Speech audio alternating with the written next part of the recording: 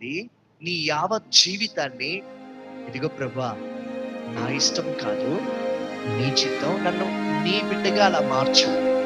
నేను ఎక్కడ కష్టపడుతున్నా అక్కడ యోసేపు వలె నీ సాక్షినై నేను ఉండాలి.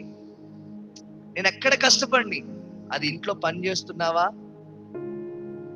చెరసాలలో పని చేస్తున్నావా, లేదా ఒక ప్రధానిగా, ఒక ప్రాముఖ్యమైన వ్యక్తిగా నిలబడ్డావా, ఆఫీసర్ గా ఉన్నావా, నువ్వెక్కడ ఏ స్థానంలో పని చేస్తున్నా పర్వాలే, అక్కడ ఎలా ఉండాలంట, ఆయన వెలుగుగా ఉండాలి.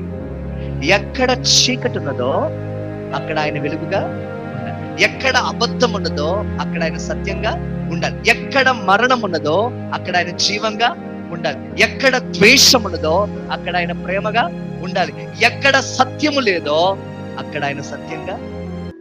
అంటే నువ్వు అక్కడ ఉన్నప్పుడు ఆ గ్రామం, ఆ ప్రాంతం, నీ బంధువులు చూస్తారు నీ క్రియలని. నీ నుండి వస్తున్న వ్యక్తిత్వం ఏదైతే ఉందో, ఆ క్రీస్తు తత్వం ఏదైతే ఉందో నలుగురిని ఆకర్షిస్తుందండి. స్తోత్రం. అలా సంఘం ముందు ఏమవ్వాలంటే బలోపేతం కావాలి.